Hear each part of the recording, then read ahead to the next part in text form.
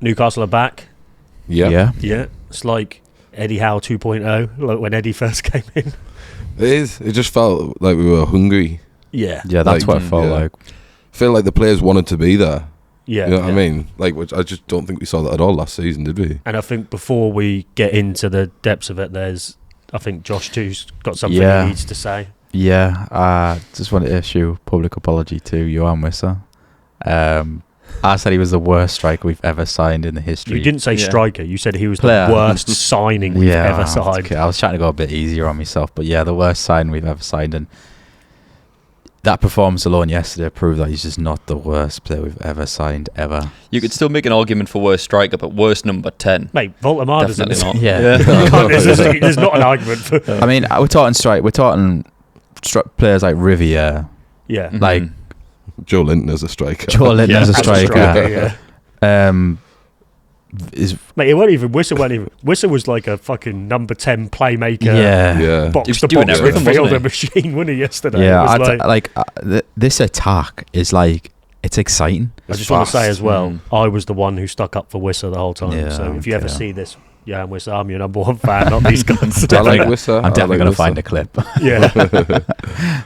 I think, it was attacking with pace, with confidence. It looked like obviously we know Elanga had a pretty decent World Cup. Yeah. So he had confidence, but it does seem like this manager's come in and kind of like Elanga given them confidence. Yeah. Elanga as well. didn't score in the Premier League last season. He scored on his opening day this season. Yeah. On the opening day. I think it is because it was a bit toxic last season. Yeah. Eddie wasn't himself, and he started to. Yeah, I mean, he wasn't. How he basically threw Voltemada under the bus all the time, and like Wissa. outright, and Wissa. Yeah. Wissa was coming on like 5 minutes to spare. So wasn't it's he? like, and but Elanga, even like in his Elanga. interviews and stuff, he'd be like, he was like blaming Voltemada. Yeah. It's like, he's not very good. I played him in the 6 of midfield, and calling him not good. It's like, it felt like the manager's come in, he's put his arm around everyone. Mm-hmm. But I think Elanga's interview after the game with the Premier League channel, where he basically said like, the managers told us the fundamentals, and like what we did today was exactly what he asked us to deliver. Yeah. And like he was saying how proud he was of the manager, but also like the players for like how quickly everybody's just kind of like taking it on. Yeah. I mean, Botman had like the worst pre-season ever, and then was like back to. He looked being steady. Botman. He looked steady yesterday. I think it was because it was Isaac. He did try kick him a few times, didn't he? It's funny when you look back at like last season now and Eddie Howe, because obviously we were crying out, we need a striker, we don't have a striker, and it's like we did. We have Wissa on the bench the whole time, we never got played. Yeah, it's like if you just put some faith in him and played him, we could have had a and like it might have taken him 3 or 4 games to get his fitness back. Yeah, whereas like his good thing now is he played the World Cup, yes, he's had a pre-season.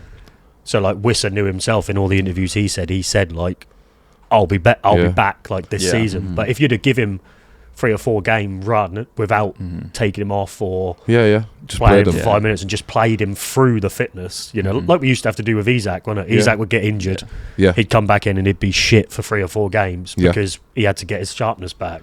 You just needed to do that with Wissa. Wissa was great at Brentford. Like people kind of seem to have forgotten that he was like actually unbelievable. And then you saw him play when he was fit yesterday, and he was the best player on that pitch. Yeah, on the World Cup. The best player for them, for his country as well, wasn't he? But is this against Liverpool? This is against like 125 million Isaac, and he just like played him off the pitch. Yeah, it was against a new centre back as well in that 60 million signing.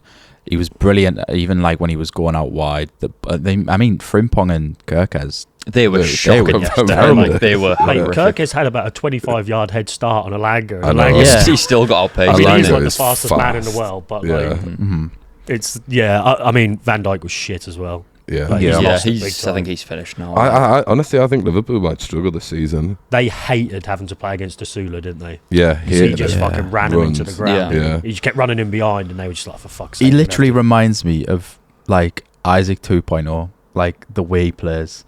Maybe not the goals at the minute, but just the way he plays, the way he runs, the way like on the ball. Nah, man, he runs so much more than Isaac ever ran for us. He's like Saint Maximan. Isaac was always in the right place at the right time, whereas Wissa, he just didn't even give up at all yesterday. It was still 70 or 80 minutes and he was still running at the defence. He didn't stop pressing all game. It made a difference that when Asula came off, Wissa could just go up front. So you just moved him up front, and then you could. So it's like it did make a difference, but It was Asula's ball, wasn't it? That through to Elanga. He got the assist for the first goal, Yeah. It's great pass. Brilliant finish as well. Even Harvey Barnes, I thought he was great yesterday. Yeah. He continually played the full 90. Harvey Barnes always plays good for us. No, he doesn't. I think he does. No, he doesn't. When I've seen he goes missing sometimes. Yeah, he's got Harvey Barnes great off the bench. Yeah. Previously, whereas I thought that yesterday because I was like, might have been better to start Toure and bring Barnes on because Barnes is just such a goal threat when people are tired. Yeah. But he just did a shift and he usually bottles a lot of tackles and stuff He like does. that. But he literally he just doesn't look good defensively normally. He was yesterday. Like when it was him and Gordon, when Gordon was on it, Gordon would press and he'd always be kind of right positionally, whereas Barnes isn't that defensively, but he did look it yesterday. Yeah, he did. Yeah, I think you had to play Barnes yesterday as well, just for that experience, because we had a pretty young team. He was trying out a lot of the new sort of young signings as well. So for that Prem experience and to know what it sort of feels like to play at St James's Park for a big game. I think he made the right call for. I think he worked well with Hall as well. Yeah. Obviously before when we had that, it was Trippier and Murphy. How they had that link before. I think them two work really well together. They do. I think Hall should be captain. I do. Honestly, I think he had an absolute fan. Not even the penalty. The penalty is. I was a penalty for me, but I would worry. Even giving away the penalty, I thought he was brilliant. I think if you gave Hall the captaincy, you might be putting too much on him. Mm-hmm. Yeah, I think he's great. It was Charlie. I think if you put the captain on him, it might take away from his game. Whereas you just kind of want him to be. Mm-hmm. I think he's the next in line. Him and Miley, aren't they, to be captain after Dan Burn, really? Because Miley was great yesterday. Yeah, Miley was fantastic. And the new signing was fucking class, by the way. Dedic was solid. If Dedic stays fit, it's going to be hard for Tino to come back into the team now as well. He was Tino wouldn't get in over him anyway because he knows the manager's system like the back. For me, that Dedic he just played exactly like how Tino plays. I don't think he's ran similar. Except when he gets the ball in the other team's half, he doesn't get nosebleed and he passes to our player. Tino runs all the way into their box and then he just his eyes go all misty and he don't know what to do. He put in a few tackles which led to us getting goal kicks, a few last minute tackles. I thought he was brilliant and really good. I wouldn't drop him. But for Liverpool to even consider selling Gakpo, he's their best player. Wow, what a fucking mile. What a strike as well. He was the only person who looked like he was going to do anything in their whole team yesterday. We'll just go fucking sell him to Spurs. Insane. And we'll buy Barcola for double the price we're going to get for Gakpo and more. Yeah. Barcola ain't going to score as many goals as Gakpo. No. It's a risk, isn't it? No way. Unless you're Dembele, then it's a risk. Well, probably João Neves as well and Vitinha. Then it's a risk buying these players who just score loads of goals in the French league because it's but Barcola doesn't even score loads of goals in the French league. It's Doué, isn't it, who starts? So that's what I'm saying. Obviously he gets goals in the French league and he gets assists or whatever. But it's bringing these players into the Premier League. It's a massive jump. It stinks of a ownership thing where buying Barcola for 160 million because of the name. Wow. It's sell a fuckload more shirts, shitloads more merchandise. And he's more marketable than Gakpo is. Whereas in reality, if you just got behind Gakpo, he's class. You take him at Newcastle in a heartbeat. Oh my god! Oh my god! Jesus Christ! And if he goes to Spurs and they end up with Gakpo, Savinho, and Marmoush as their front line, all of a sudden it's it looks better, doesn't it? It looks crazy good. It looks like it's a better team than C.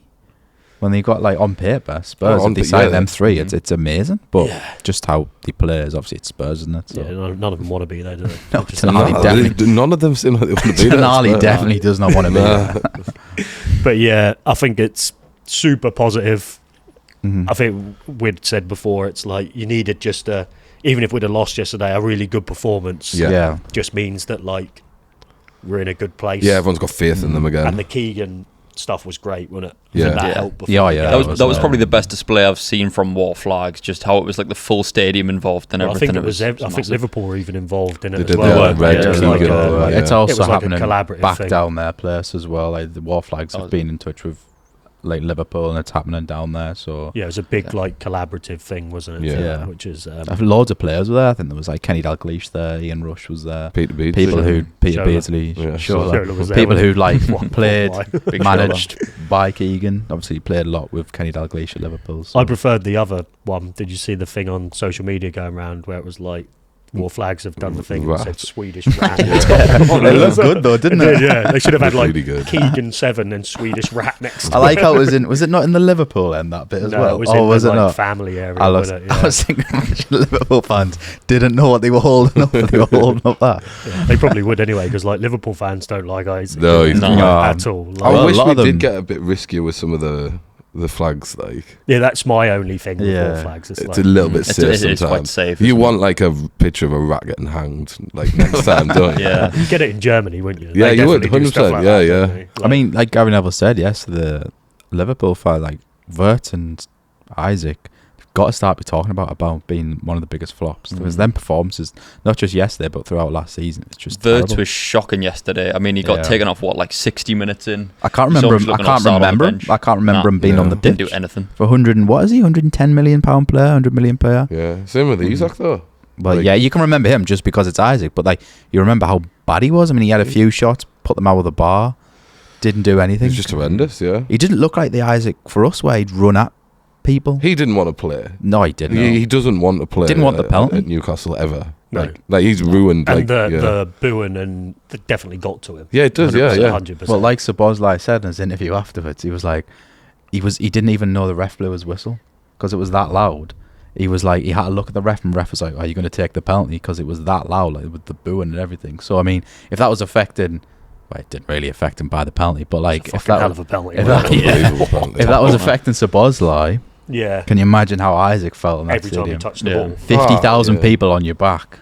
Jesus Christ! I bet he literally just like when the fixtures come out, he looks for it. And but it wasn't even that. Even he realised it was first game of the season. Even before the game, did you not see him walking into the hotel, walking up the stairs he was to go on the heckled, thing? Yeah, And all them 10-year-olds. If Liverpool had 10 games before us and he scored in every game, it'd have been a completely different story. He'd have come to Newcastle wanting with to, some confidence, because he's been injured. Yeah. He Liverpool fans don't rate him that much at the minute. It's kind of like he's not in a good place. Whereas if he'd had scored 6 or 7 games in a row for Liverpool, then came to St James's, he'd have been well up for it. Oh yeah, 100%. I thought Hornichek was decent as well, wasn't he? Yeah, good. Was it save? Good save. Yeah. Who was it at the edge of the box? Was it Verts? It might have been Verts. He got down really low, he didn't he? tipped around He the was post. good. He was good at wasn't just the saves though. It was coming out punching the ball from corners. Yeah. Did you notice as well? Kicking When the ball. he got the ball, he kicked it and it went to one of our players. Yeah. It I was surprised. Nice I was for a like, change, wasn't it? You know, when you get ready, I put my drink down ready for the throw in. I was like, oh shit, it's actually going up the field. When I was live on TikTok, the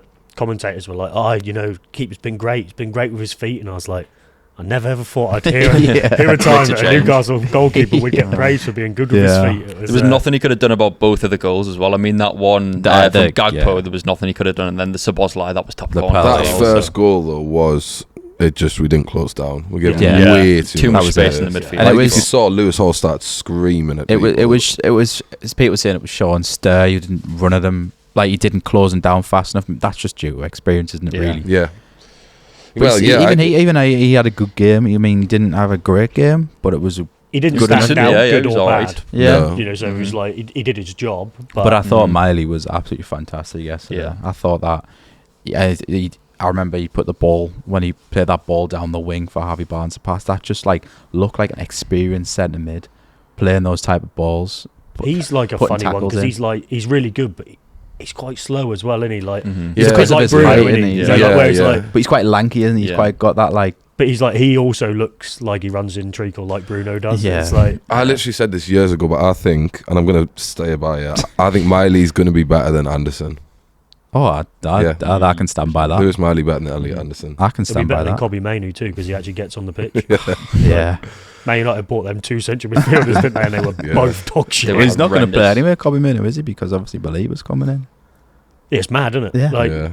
He deserves to play, doesn't he? The only way, the only reason Lewis Miley's good is because he got a chance to play when we had all them injuries. Yeah. So he came in. Youngsters always usually have a really good first game because they're well up for it. Yeah. But then he got to continue playing and it developed him.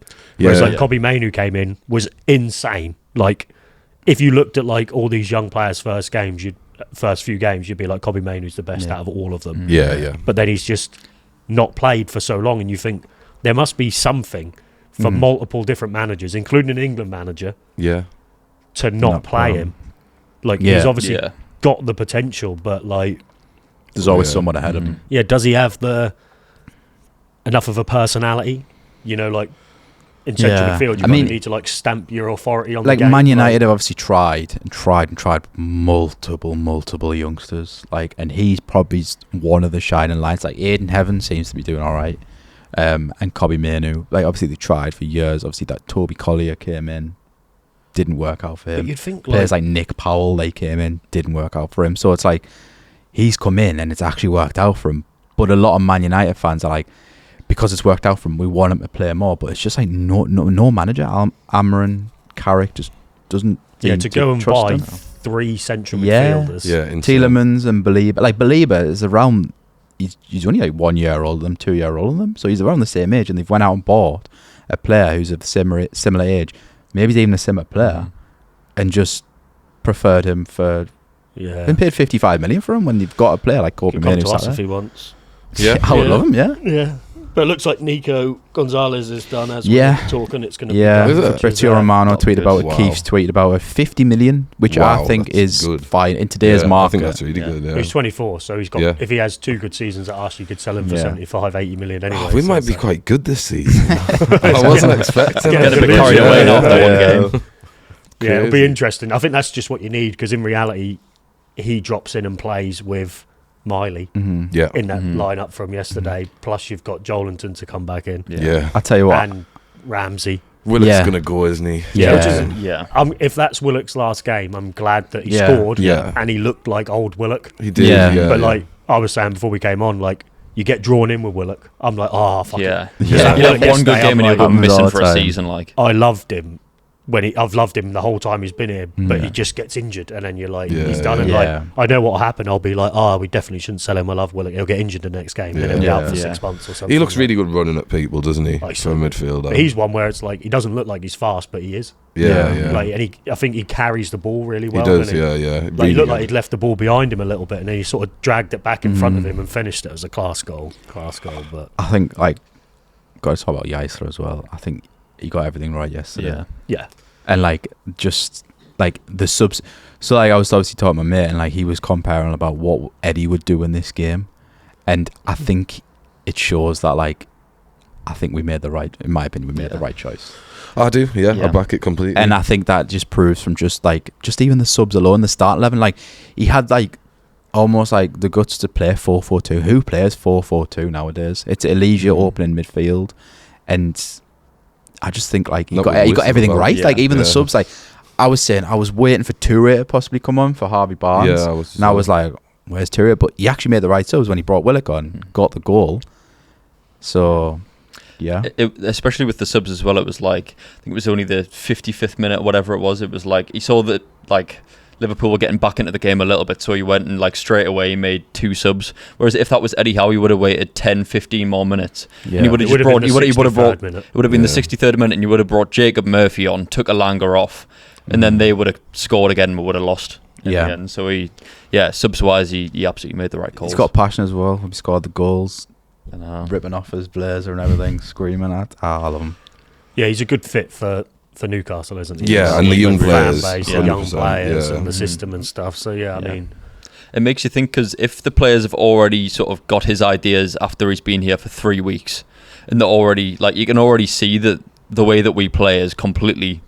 It's better than what it was like under sort of. It's like early. It is a bit like early Eddie, because it's with the intensity, we soak up a little bit and we hit on the break. You know, it's like, but which is what Elanga's great at. The difference is that rather than having 3 sitting midfielders, when we do get the ball forward, there's more players there. That's the main difference. Is I also think not get too carried away, because Liverpool do attack us. Yeah, like they're not like.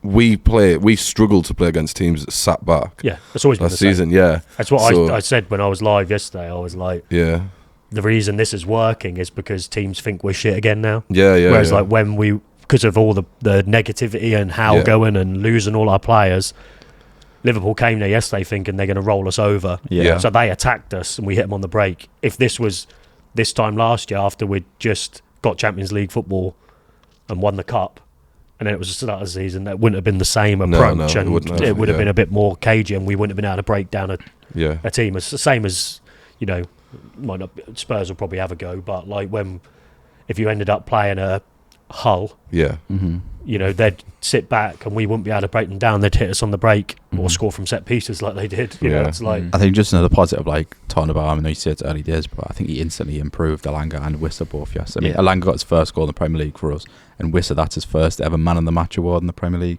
And I thought that he said that was his best performance in the Newcastle shirt, and that's his first under him in the Premier League. So I think that's another positive. Yeah, I mean a big part of that is Wissa's fit. Yeah, and he's on the pitch. Yeah, that's like the exactly. main Well, thing. that's there we go. That's all you need to really. And he's actually playing him, isn't he? And in a formation that probably suits him. He has also been semi-forced to play him. He might not have played if Bruno hadn't left, Tonali hadn't left, Gordon hadn't left. Do you know what I mean? Like, so maybe he has been forced the hand to do it. And Elanga, I think Elanga looked the same as he did at the start of last season. They did that comparison when we played Villa when he got played through, used his pace, but it was a bit of a different angle. I mean, Alisson fucking basically said, here you go, Elanga, here's a big gap in the corner, kick it in there. I think Alisson knew that was going in. It was a good finish. It was a good finish. Yeah, it was, yeah. But I think Elanga looked the same as he did at the start of last season. You know, when he came in for big money, confidence. Yeah. He came in and it's like, hopefully just you worry with Elanga that if results start to take a downturn, the fans are going to look for a scapegoat. Yeah. And it's probably going to be Elanga if he kicks the ball out of play once. People will get on his back again. But so you think that's what we need? Do you think we need another right wing then? I do. I think I would rather have somebody else than Murphy. Yeah, I would sell Murphy. Do you know what I mean? But it's like if we don't sell Murphy, it seems pointless. And like just trying to find somebody unless there's somebody that the manager wants. But surely we've got money to spend. Though, well, we definitely have money. If we don't have money to spend, something is seriously wrong. But I think if it was me, I think I'd let Voltemada go out on loan, Dortmund, anywhere in Germany. If he has a good season out there, he's probably not right for the Prem and our system because we press so much that ain't going to work. But if he goes to Dortmund, scored 25 goals for Dortmund, you might get your money back for him. Yeah. You know, when you sell him. Like Timo Werner, isn't it? Yeah, so it's a bit like that kind of option. And then we need to bring in a striker because then it would leave us a little bit, considering we technically play 2 or Wissa's going to be the 10. Yeah. You need another striker, and obviously he's not going to give Sean Neve a chance, I don't think, by the sound. But it's funny with Asula, with Asula, because I still don't feel like he should be starting for us.